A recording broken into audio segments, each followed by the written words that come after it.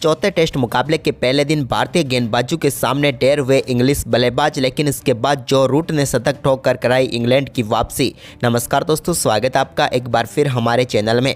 दोस्तों, भारत और इंग्लैंड के बीच आज चौथे टेस्ट मुकाबले के पहले दिन का खेल खेला गया, जहां पर भारतीय गेंदबाजों में शुरुआत में तो पूरी तरीके से इंग्लैंड की टीम की कमर तोड़ के रख दी, लेकिन इसके बाद जो रूट ने पारी को संभालते हुए शानदार शतक ठोक दिया। तो दोस्तों, हम आपको चौथे टेस्ट मुकाबले के पहले दिन के खेल का पूरा हाईलाइट तो इस वीडियो में बताएंगे, लेकिन दोस्तों उससे पहले आप भी भारतीय टीम के गेंदबाजों के शानदार परफॉर्मेंस को देखकर खुश है तो इस वीडियो को लाइक जरूर कर दें और साथ ही साथ अभी तक चैनल को सब्सक्राइब नहीं किया तो चैनल को सब्सक्राइब करके बेल आइकन जरूर दबा लें। तो चलिए दोस्तों, जानते हैं इस बेहद ही शानदार मुकाबले के पहले दिन का पूरा हाईलाइट शुरुआत से ही। तो दोस्तों, आज चौथे टेस्ट मुकाबले के पहले दिन रोहित शर्मा ने सिक्का उछाला, लेकिन गिरा बेन स्टोक्स के पक्ष में। उन्होंने टॉस जीतकर पहले बल्लेबाजी का फैसला किया। इंग्लैंड की टीम में भी आज बदलाव हुए, जहां पर रॉबिन्सन और उनके साथ बशीर की वापसी हुई, तो टीम इंडिया की तरफ से आकाशदीप ने डेब्यू किया। वहीं पर दोस्तों, इंग्लैंड की टीम के लिए इस मुकाबले में पारी की शुरुआत करने उतरे जैक क्रॉली, तो उनके साथ थे बेन डकेट। आज के मुकाबले में एक शानदार चौके के साथ बेहतरीन आगाज किया 5वें ओवर की दूसरी गेंद पर क्रॉली ने, लेकिन इसके बाद दोस्तों यहाँ पर शानदार गेंदबाजी करते हुए आकाशदीप ने उन्हें बोल्ड तो कर दिया था, लेकिन शायद उनकी किस्मत अच्छी थी क्योंकि यहाँ पर आकाशदीप ने ये गेंद नो बॉल डाल दी, जिसके चलते यहाँ पर बच गए जैक क्रॉली। लेकिन इसके बाद क्रॉली ने शानदार परफॉर्मेंस जारी रखा और 7वें ओवर की तीसरी गेंद पर एक कमाल का चौका जड़ा यहाँ पर मोहम्मद सिराज की गेंद पर। तो वहीं पर इसी ओवर की चौथी गेंद पर भी उनके बल्ले से एक और शानदार चौका मिड विकेट की तरफ देखने को मिला। बैक टू बैक 2 चौके जड़ने के बाद ओवर की 5वीं गेंद को भी उन्होंने नहीं छोड़ा और इस गेंद पर भी एक और शानदार चौका जड़ दिया। जबकि दोस्तों, ओवर की आखिरी गेंद पर कमाल की बल्लेबाजी करते हुए मिडॉन के ऊपर से एक और कमाल का छक्का क्रॉली के बल्ले से देखने को मिला। इसके बाद दोस्तों यहाँ पर शानदार गेंदबाजी रविंद्र जडेजा ने भी की, लेकिन यहाँ पर 9वें ओवर की आखिरी गेंद पर एक शानदार चौका एक्स्ट्रा कवर के ऊपर से रविंद्र जडेजा की गेंद पर डकेट ने जड़ दिया। लेकिन इसके बाद 10वें ओवर की दूसरी गेंद पर आकाशदीप ने शानदार गेंदबाजी करते हुए बेन डकेट को विकेट कीपर ध्रुव जुरेल के हाथों कैच कराकर पेविलियन भेजा और अपने टेस्ट कैरियर के इतिहास की पहली सफलता हासिल कर दी। शानदार गेंदबाजी रही आकाशदीप की, जिसके सामने ज़्यादा कुछ खास नहीं कर पाए डकेट और इस मुकाबले में 21 गेंदों पर 11 रन बनाकर चलते बने। इसके बाद दोस्तों, इसी ओवर की चौथी गेंद पर नए बल्लेबाज ओली पॉप के खिलाफ भी जबरदस्त LBW की अपील हुई और यहां पर रोहित शर्मा ने रिव्यू लिया, जो कि बिल्कुल सही साबित हुआ और टीम इंडिया को एक ही ओवर में 2 सफलताएं आकाशदीप ने दिला दी। शानदार गेंदबाजी करते हुए उन्होंने ओली पॉप को पेविलियन भेज दिया। ओली पॉप तो अपना खाता भी नहीं खोल पाए और 2 गेंदों का सामना करने के बाद 0 रन पर ही चलते बने। इसके बाद दोस्तों, आकाशदीप की शानदार गेंदबाजी आगे भी जारी थी और इन्होंने इस बार क्रॉली को भी नहीं छोड़ा और 12वें ओवर की 5वीं गेंद पर उन्होंने क्रॉली को बोल्ड करके पेविलियन भेजा। एक शानदार अंदर आती हुई गेंद पर पूरी तरह से चुक गए क्रॉली और भारतीय टीम को तीसरी सफलता मिल गई। जैक क्रॉली की हम बात करें तो उन्होंने 42 गेंदों का सामना किया और 42 ही रन बनाकर वो पेविलियन लौटे। इसके बाद दोस्तों, यहाँ पर वेरेस्टो ने कुछ अच्छे शॉट जरूर लगाए, जहाँ पर उन्होंने मोहम्मद सिराज के एक ही ओवर में शानदार बल्लेबाजी करते हुए 2 बेहतरीन चौके लगाए। 18वें ओवर की 5वीं व आखिरी गेंद पर, यानी कि बैक टू बैक चौके उन्होंने एक बार फिर जड़े। इस दौरान जो रूट ने भी उनका अच्छा साथ दिया और एक बेहतरीन चौका जो रूट के बल्ले से भी रविंद्र जडेजा की गेंद पर देखने को मिला।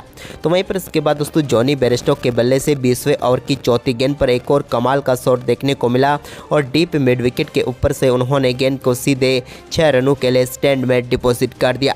यह भी एक कमाल का शॉट था। इसके बाद दोस्तों, यहाँ पर रविंद्र जडेजा और रविचंद्रन अश्विन की गेंदबाजी जारी थी।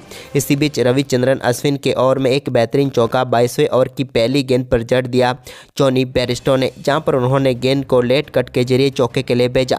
लेकिन दोस्तों, इसी ओवर की दूसरी गेंद पर शानदार गेंदबाजी करते हुए रविचंद्रन अश्विन ने जॉनी बेयरस्टो को LBW आउट करके पेविलियन भेज दिया। यहां पर पूरी तरीके से जोरदार अपील हुई और यहां पर एक बार फिर रिव्यू लिया गया और भारतीय टीम के पक्ष में ये रिव्यू गया, क्योंकि बिल्कुल स्टंप्स के सामने पाए गए थे जॉनी बेयरस्टो और इस मुकाबले में वो 35 गेंदों पर 38 रन बनाकर चलते बने। इसके बाद यहाँ पर जो रूट के खिलाफ भी एक अपील जरूर हुई लेकिन वो नॉट आउट रहे। लेकिन इसके बाद 25वें ओवर की पहली गेंद पर बेन स्टोक्स के सामने एक शानदार गेंद डाली रविंद्र जडेजा ने, जो कि जाकर सीधे उनके पैड पर लगी और भारतीय टीम को एक और सफलता मिल गई। यहाँ पर कप्तान बेन स्टोक्स भी ज़्यादा कुछ खास नहीं कर पाए और रविंद्र जडेजा का शिकार बन गए और भारतीय टीम को पहले सेशन में ही 5वीं सफलता मिल गई। हम बेन स्टोक्स की बात करें दोस्तों तो वो 6 गेंदों का सामना करने के बाद 3 रन बनाकर पेविलियन लौटे। आज के दिन के खेल की हम बात करें तो 24.1 ओवर में इंग्लैंड की टीम ने 112 रन बनाए लेकिन अपने 5 विकेट भी गंवाए। इस तरह से ये सेशन भारतीय टीम के नाम रहा। इसके बाद दोस्तों आज के दिन के दूसरे सेशन में जो रूट और बेन स्टोक्स एक बार फिर क्रीज पर उतरे तो दोनों ने काफ़ी संभल कर बल्लेबाजी की और 13 ओवर तक दोनों बल्लेबाजों ने कोई भी बाउंड्री नहीं लगाई। इसके बाद 38वें ओवर की 5वीं गेंद पर आकाशदीप की गेंद पर जो रूट के बल्ले से बैकवर्ड पॉइंट की तरफ एक शानदार चौका देखने को मिला। तो वहीं पर इसके बाद दोस्तों एक और चौका यहाँ पर 44वें ओवर की 5वीं गेंद पर कुलदीप यादव के बेन स्टोक्स के बल्ले से देखने को मिला, जहाँ पर उन्होंने मिड ऑफ की तरफ गेंद को चौके के लिए बाउंड्री लाइन के पार भेजा। चौकों का ये आगाज आगे भी जब जारी रहा तब 45वें ओवर की पहली गेंद पर आकाशदीप की गेंद को शानदार तरीके से चौके के लिए बाउंड्री लाइन के पार भेजा जो रूट ने, यह भी कमाल का शॉट था। तो वहीं पर इसके बाद दोस्तों 47वें ओवर की दूसरी गेंद पर भी आकाशदीप के एक और शानदार चौका बेन स्टोक्स के बल्ले से देखने को मिला।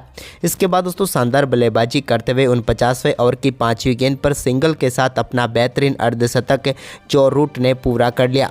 इस सीरीज में ये उनका पहला अर्धशतक था, यानी कि शानदार बल्लेबाजी करके दिखाई उन्होंने।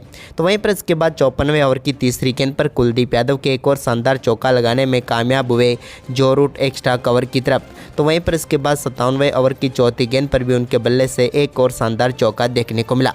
इसके बाद दोस्तों दोनों बल्लेबाजों ने शानदार परफॉर्मेंस जारी रखा और इस दूसरे सत्र में एक भी विकेट नहीं गिरने दिया और दोनों बल्लेबाजों ने कमाल करते हुए 221 गेंदों पर 86 रनों की पार्टनरशिप कर डाली।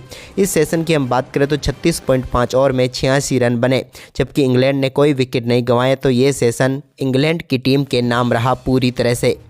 वहीं पर इसके बाद दोस्तों आज के दिन के तीसरे सेशन की एक बार फिर शुरुआत हुई तो यहाँ पर बेन स्टोक्स और जो रूट क्रीज पर उतरे, लेकिन इस दौरान दोस्तों बेन स्टोक्स ने कमाल की बल्लेबाजी करते हुए रविचंद्रन अश्विन के ओवर में एक कमाल का छक्का जड़ा।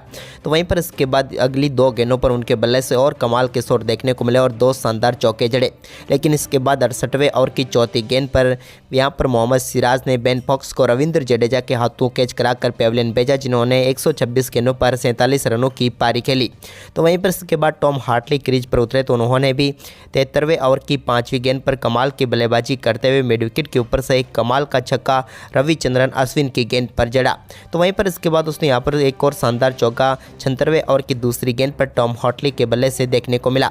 लेकिन इसी ओवर में शानदार गेंदबाजी करते हुए तीसरी गेंद पर मोहम्मद सिराज ने टॉम हार्टली को बोल्ड करके पेविलियन भेज दिया और भारतीय टीम को एक और सफलता दिला दी। टॉम हार्टली यहां पर शानदार बल्लेबाजी जरूर कर रहे थे, लेकिन आखिरकार मोहम्मद सिराज की एक घातक गेंद ने उनका विकेट गिरा दिया।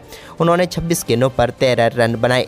तो वहीं पर इसके बाद दोस्तों आगे ओली रॉबिन्सन और उनके साथ जो रूट क्रीज पर टिके हुए थे। तो वहीं पर दोस्तों क्रीज पर उतरे नए बल्लेबाज ओली रॉबिन्सन ने भी शानदार परफॉर्मेंस करते हुए रविंद्र जडेजा की गेंद पर एक शानदार चौका उनके बल्ले से देखने को मिला।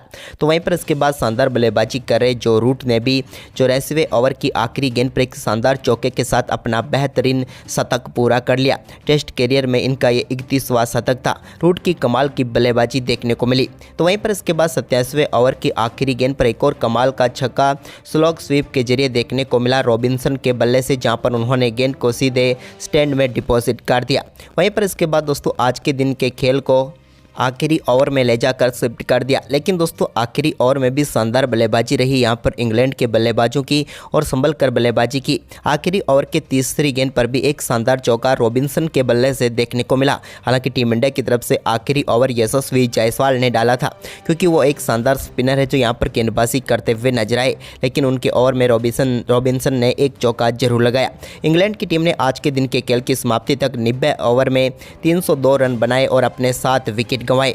इंग्लैंड की तरफ से अभी भी क्रीज पर रूट मौजूद है जो कि 226 गेंदों पर 106 रन बनाकर खेल रहे हैं।